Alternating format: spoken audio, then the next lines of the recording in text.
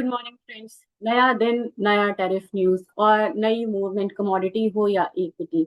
आज के दिन क्या खास है? आज के दिन खास है कि यूएस ने चाइना पे जो टैरिफ था उसे 90 डेज के लिए यहाँ पे डिले कर दिया है। साथ में यहाँ पे ट्विटर में बड़ी क्लैरिटी के साथ ट्रम्प ने कहा है कि there won't be any tariff on gold bars. पहले तो ये आता है कि गोल्ड बार्स पे वो टैरिफ लगा रहे हैं। स्विट्जरलैंड ने इस पे आके रिटेलिएट भी किया क्योंकि उनको 39% का टैरिफ देना पड़ रहा है। अब वो कह रहे हैं कि नहीं, ये तो रूमर था और यहाँ पे गोल्ड पे कोई टैरिफ नहीं लगेगी। So ultimately he is playing with the sentiments of market participants. वो इकोनॉमीज के साथ अब यहाँ पे प्ले कर रहे हैं। एक दिन वो बोलते हैं कि टैरिफ लगेगा, नेक्स्ट डे बोलते हैं कि नहीं, ये तो रूमर था। तो वो दूसरी इकोनॉमी के साथ ना खेल के वो अपनी इकोनॉमी के साथ भी प्ले कर रहे हैं, क्योंकि अल्टीमेटली जितनी भी चीजें हैं वो उनके इकोनॉमी के इन्फ्लेशन डेटा में जरूर यहाँ पे रिफ्लेक्ट होगा। और अगर इन्फ्लेशन हायर साइड होगा तो यहाँ पे जो चांसेस हैं फेड के, जो सितंबर में बन रहे हैं, यहाँ पे रेट कट का, दो का, तीन का भी इनफैक्ट बन सकता है।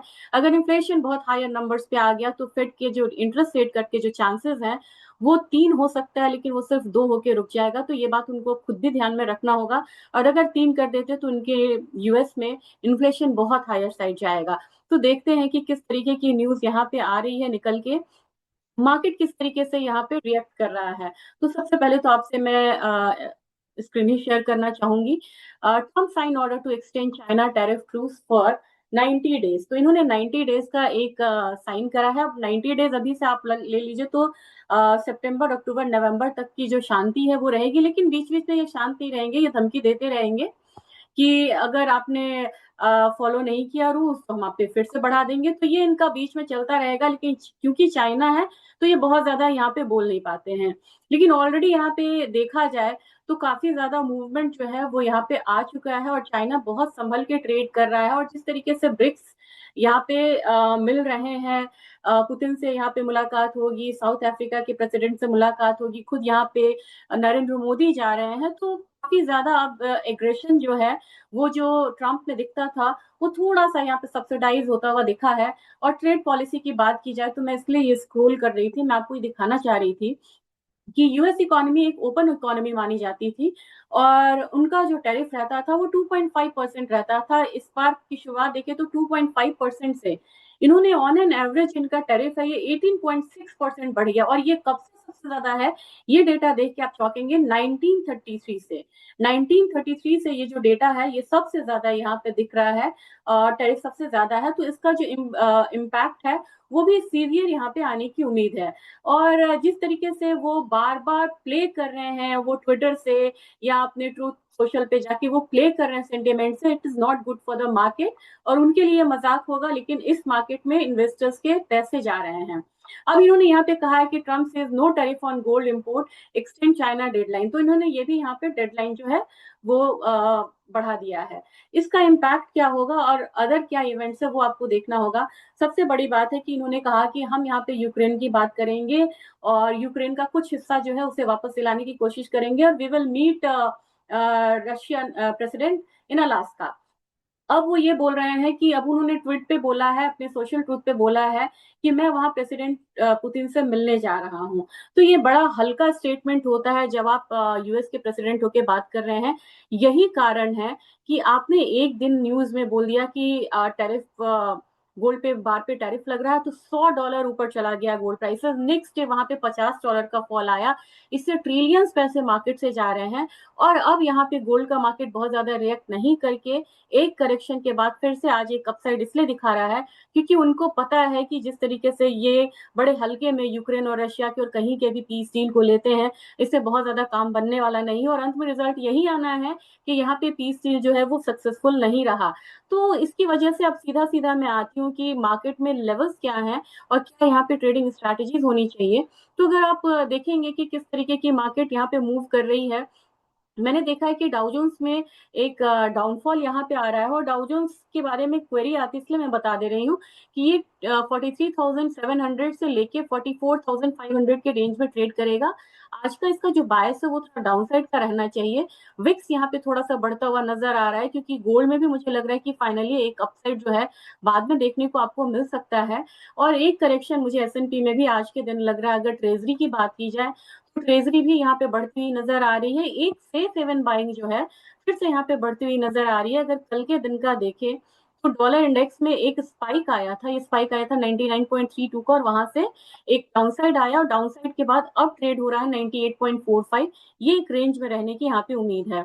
जो आपको गैप था यूएस स्पॉट गोल्ड में और फ्यूचर्स गोल्ड में, वो गैप मिनिमाइज हुआ है। आज के दिन में स्पॉट गोल्ड जो है वो $12 ऊपर है, जबकि जो फ्यूचर्स गोल्ड है वो रेंज में ट्रेड हो रहा है। तो मुझे लग रहा है अगर फ्यूचर्स गोल्ड की ही बात की जाए तो नीचे 3375 का और ऊपर में 3450 का एक रेंज है। 3450 ही यहाँ पे बन रहा है, उससे ऊपर अगर ले तो मुझे नहीं लग रहा है कि कोई नियर इमीडिएट रेजिस्टेंस है। तो 3450 हायर साइड, लोअर साइड में 375 का एक सपोर्ट बन रहा है।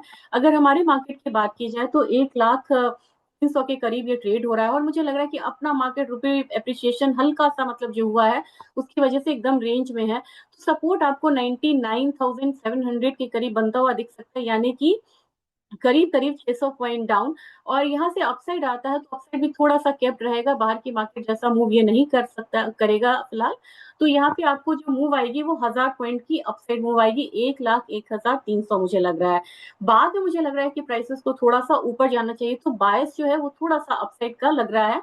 और जो जिनका व्यू सेम नहीं है वो अपने ट्रेड पे कर सकते हैं। मैं सिर्फ यहाँ पे हिंट देती हूँ, ऐसा कोई वो नहीं है कि आप मेरे कहने पे आप यहाँ पे ट्रेड डालिए, आप अपना खुद का रिसर्च कर सकते हो, उसके अकॉर्डिंग आप ट्रेड करिए। और सिल्वर में मुझे लग रहा है कि सिल्वर एक अपसाइड लेता है यहाँ से, तो 38.53 तक आ सकता है। हमारे मार्केट में कल एक फॉल आई थी, कल के मार्केट में एक फॉल आई। और एमसीएक्स की बात की जाए तो मुझे लग रहा है कि एमसीएक्स में भी एक अपसाइड जो है गोल्ड से ज्यादा क्लैरिटी सिल्वर में है, और ऊपर की तरफ 1,14,500 से 1,14,800 तक आ सकता है। जो सपोर्ट यहाँ पे है वो 1,13,000 के करीब बनता हुआ नजर आएगा।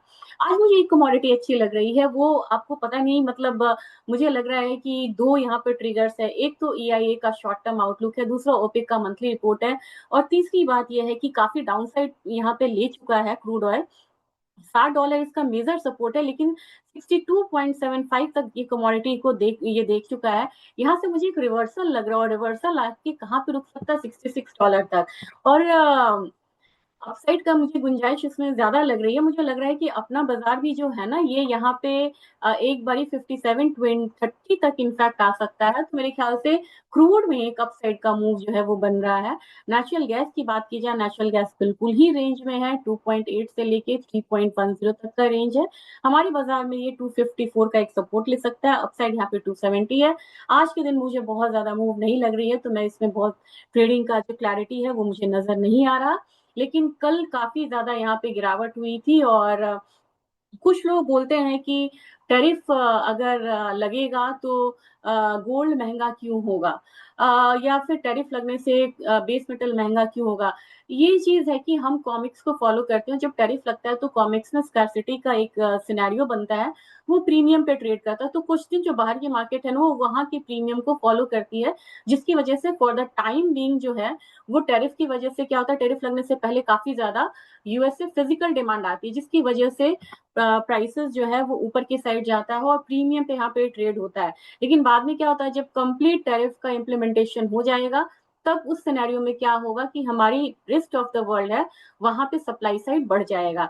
तो लोग बोलते हैं कि आप गलत बोलते हो, टैरिफ लगने से मार्केट को निगेटिव जाना चाहिए, पॉजिटिव क्यों जाएगा। पॉजिटिव इसलिए जाता है कि टैरिफ वो बोलते हैं इम्प्लीमेंट करने से पहले जो रश आता है ना वो प्रीमियम को बढ़ाता है, जो कि हम लोगों ने कॉपर में भी होता हुआ देखा था। जिंक मुझे लग रहा है कि 271 तक एक जा सकता है अपसाइड में, 271 272 तक।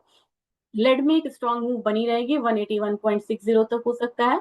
एल्यूमिनियम आज 70 पैसे ऊपर है, और मुझे लग रहा है कि एल्यूमिनियम क्रूड के साथ बढ़ता है तो 256 का लेवल्स यहाँ पे देख सकता है, जो सपोर्ट है 252 का रहेगा। कॉपर में मुझे लग रहा है कि कॉपर में आज थोड़ा सा अपसाइड जो है वो देखना चाहिए, तो 895 से 896 तक का रेंज मुझे कॉपर में लग रहा है। जो लोअर साइड रहेगा वो 892 सपोर्ट रहेगा। और इसके साथ मैं कोशिश करूंगी कि मैं ये यहाँ पे वाइंड अप करूं, और एग्री कमोडिटीज पे मैं आपको दूसरा वीडियो बना के दूं। और एक इकोनॉमिक कैलेंडर्स की बात करते हैं, तो इकोनॉमिक कैलेंडर्स में आज आपको इम्पोर्टेंट डेटा भी यहाँ पे शेड्यूल है जो आपको ध्यान में रखना चाहिए। मुझे लग रहा है कि इकोनॉमिक कैलेंडर्स में जो 3 स्टार्स इम्पोर्टेंट होते हैं, वो ज़्यादा इम्पोर्टेंट डेटा होते हैं, उसको आपको फॉलो करना चाहिए। लेकिन साथ में आपको ध्यान में रखना होगा कि जब इन्वेंटरीज़ वगैरह आती है, तो उसके डेटा पे भी आपको ध्यान में रखना होगा। आज एपीआई की इन्वेंटरी यहाँ पे आने वाली है और वो आपको इन एडवांस एक सिग्नल देता है। तो आज अगर टुडे का हम डालें कि आज कौन-सा डेटा आने वाला है जो कि इम्पोर्टेंट है, तो मेरे ख्याल से यहाँ पे आरबीआई का एक तो यहाँ पे 3.6 इन्होंने रखा ऑस्ट्रेलिया ने। दूसरी चीज़ है कि कोर सीपीआई डेटा आना है जो कि बढ़ के आने की उम्मीद है और सीपीआई डेटा यहाँ पे बढ़ के आएगा, तो ये भी एक अपसाइड देगा गोल्ड सिल्वर प्राइसेज़ को और इसकी वजह से प्राइसेज़ ऊपर की साइड रह सकते हैं। तो ये आज का वीडियो था। Thank you.